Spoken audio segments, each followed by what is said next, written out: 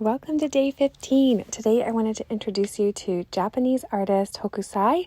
He was an incredible artist in Japan and did beautiful line work, great, phenomenal amount of prints. And he's, of course, famous for tons of paintings of Mount Fuji, but then also the waves. And he's also considered the father of manga. So wonderful artist to look at for the line work for florals, which is what we're going to be doing today. So I grabbed a pen, and if you looked back at those images, you can see the reliance on the perspective of those things and the emphasis on the overlapping shapes and design with the line. So the first one I'm rendering out, we're going to do our longer drawing like before. I'll give you like 7 minutes to just explore this little Johnny jump up. I established the size and shape using just a little rectangle, and then worked into getting in some of my values there. But I'm trying to keep the emphasis on the design and on the